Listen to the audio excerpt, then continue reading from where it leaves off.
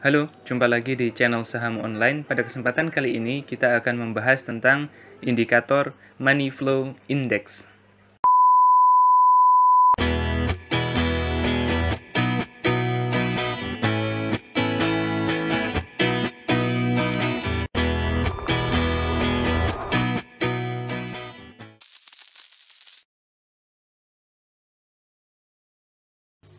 Indikator Money Flow Index ini adalah osilator teknis yang menggunakan harga dan volume untuk mengidentifikasi kondisi jenuh beli atau jenuh jual dalam aset atau saham. Hal ini juga digunakan untuk melihat divergensi yang memperingatkan perubahan tren harga. Dan osilator ini bergerak antara 0 dan 100. Ini mirip sekali dengan stokastik dan indikator RSI, ya.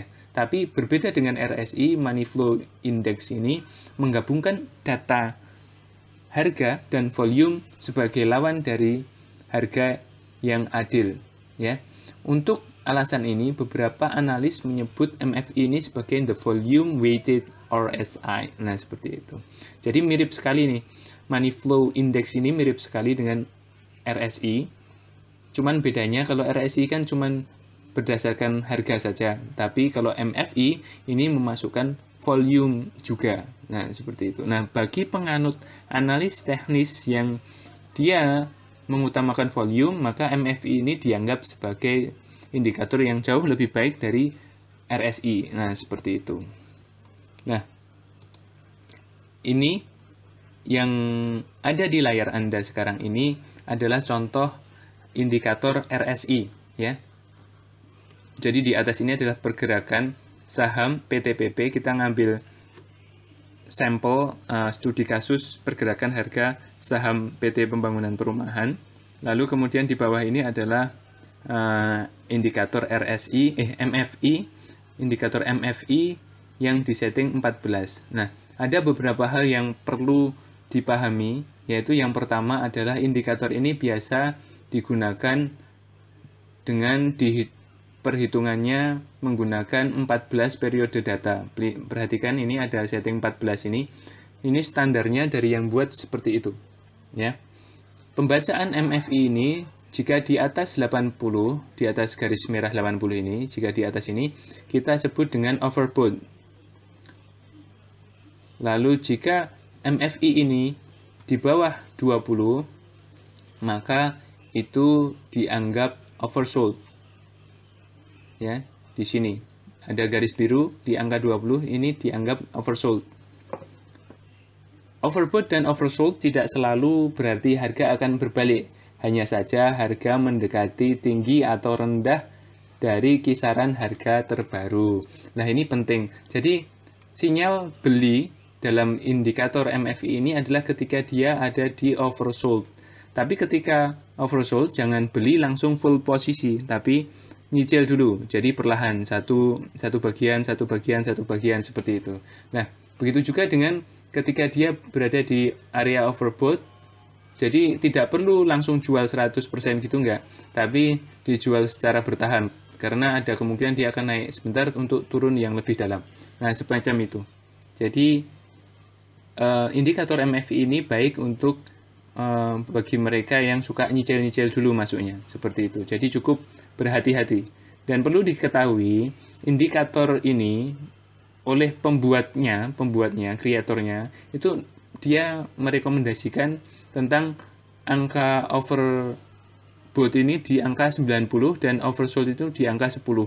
Dan ketika itu terjadi, sebenarnya itu jarang sekali terjadi, tapi ketika itu terjadi, maka itu akan menjadi kondisi yang sangat akurat. Jadi ketika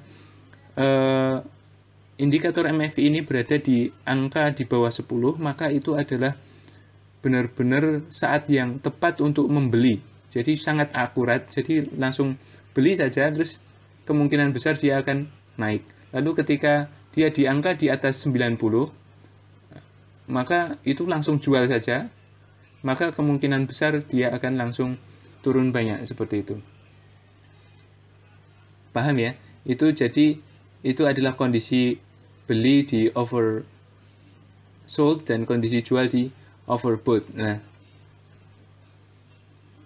ada cara lain untuk mengambil tindakan atau memutuskan berdasarkan MFI ini, yaitu adalah perbedaan antara indikator dan harga, yaitu divergensi.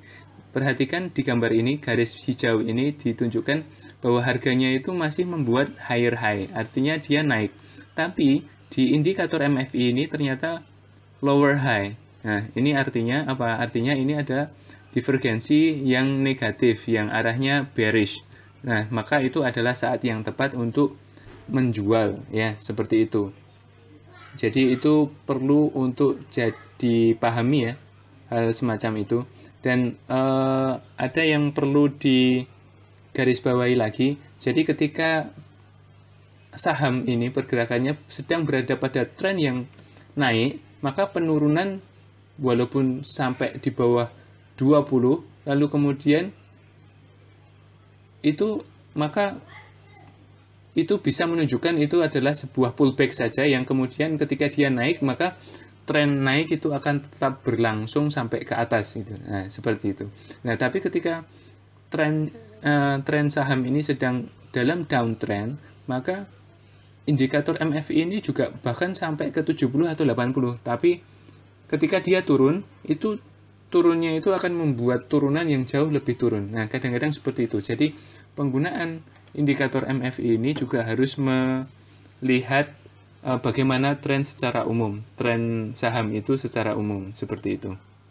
Jadi, begitu. Jadi, ada 3 cara ya kalau harus diperhatikan. Jadi, cara belinya di oversold dan jual di overbought.